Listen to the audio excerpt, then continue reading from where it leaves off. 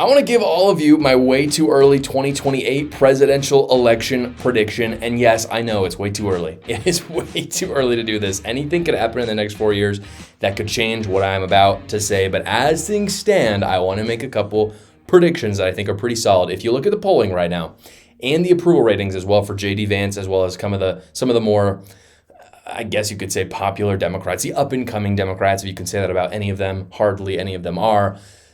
This is what my predictions are based off of that. I think J.D. Vance is going to be the Republican nominee. I do. And I don't think that J.D. Vance is the best Republican nominee. I think Ron DeSantis would make the best Republican nominee. But regardless, Trump owns the Republican Party. It's not a bad thing necessarily. I'm not saying it's a bad thing, but it's a reality. And so because of that, he's essentially going to crown the next Republican nominee. And maybe down the line, that won't be true anymore. I mean, he's pretty old. He's going to die one day, and once he does, he probably won't have the same hold over the Republican Party, but this time he's going to. He is in 4 years. And I think that he's essentially going to appoint J.D. Vance as the continuation of MAGA. So that's a Republican nominee. Then we have to think about the Democrat nominee. You have the Democrat side, and I think there are many people who are going to fight in that primary. I think it's going to be really fun to watch because it's wide open. No one can go with a Biden Democrat. I guess what I'm trying to say is I think populists and establishment in the Democrat Party are going to have a massive fight in a really spectacular way that I actually think is going to be very good for the country because I think it's going to benefit conservatives as well. But I don't think any of the up-and-coming people in the Democrat Party are any good at all. Just to go through a few, and I've talked about them in the past, Newsom, he sucks. Everyone knows he's slimy. Even if you don't know things about politics, you see him on a stage in some sort of a primary setting in a debate, and you know he's slimy. So Newsom is awful. Gretchen Whitmer sucks. No one knows who she is, but if they do, they know she's rude. She's just not a presidential person, not popular even in her own state of Michigan. You have Pete Buttigieg. Pete Buttigieg is so vain. He has very little knowledge of, running anything from when he was in Indiana to as the transportation secretary.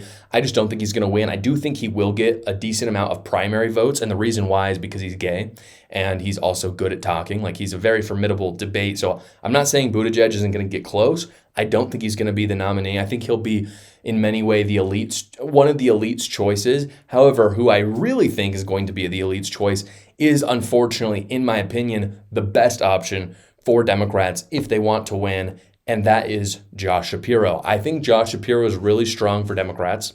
The reason why is because Josh Shapiro is kind of moderate, or at least he feigns moderacy. He is the governor of Pennsylvania, so that's a swing state.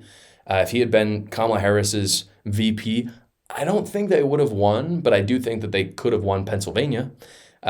He is well-spoken. He does not really have an open history of corruption that I'm aware of, so he doesn't have like Tim Walz was like a scandal machine during this election cycle. I don't think Josh Shapiro would be that way.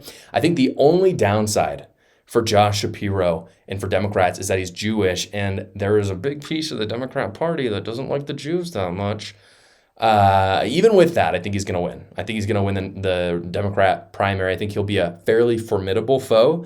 So anyway, that's the primary predictions. I think it's going to be J.D. Vance versus Josh Shapiro. I really have no idea who their running mates are going to be. I think if J.D. Vance chose Ron DeSantis, that would be genius. I think that would be fantastic. It would appease a different kind of part. They're still MAGA, but a kind of different part of the Republican base, myself included, that'd be very happy. Josh Shapiro, I think, would probably choose a woman. I have no idea who it'd be. Maybe Gretchen Whitmer. It'd be an awful decision if he did. Between the two, though, who do I think will be president of the United States on January 20th, 2029? I think it's going to be J.D. Vance. The reason why I say that is because I think that Trump and him are going to do very good over the next 4 years. And that's ultimately what's going to decide it, right? If they do, people will see J.D. Vance as a continuation of the policy of these 4 years, and they're going to vote him in. They're going to do it. And this is why I think Ron DeSantis is a fantastic choice. If Ron DeSantis is part of that, they'll see it as a continuation of Make America Florida. People will love that. And so I will say, I think it's going to be closer than it was in 2024 between Trump and Harris, even if Trump does well, by the way, because we tend to have these pendulum swings in America. It's something about American politics. Part of it's because we have a two-party system. But regardless, really, of how the incumbent party does it just kind of swings back and forth. And as we've seen, I mean, Obama, Bush, they had two terms. And if Vance was president, it would essentially be a third or second term of Donald Trump. So I'm not saying it's impossible, but I think even if Trump and Vance do well, it's going to swing a little bit. And I think it's going to be a little bit closer. But I do believe that JD Vance will make it happen and would win as of today. Again, the thing that will really determine the election is how Trump does over the next 4 years and how JD Vance then in connection with that does over the next 4 years. If it does not pan out well, it will essentially be in 2028 that people reject the MAGA movement. And that would be catastrophic. That's why he has to succeed. Trump has to succeed and prove to America that MAGA is the way forward. It's the way to move forward. And also, we have to hold him accountable as conservatives. If we do, JD Vance is going to be president of the United States come 2029. Well, guys, I did want to tell you about a deal I'm doing right now. My book, A New Cult, it's up on the shelf right there. It's on Amazon right now for only $9.99. There's a link in the description below. I had a really good time writing it. I know you'll enjoy reading it as well. It makes it a fantastic gift as well.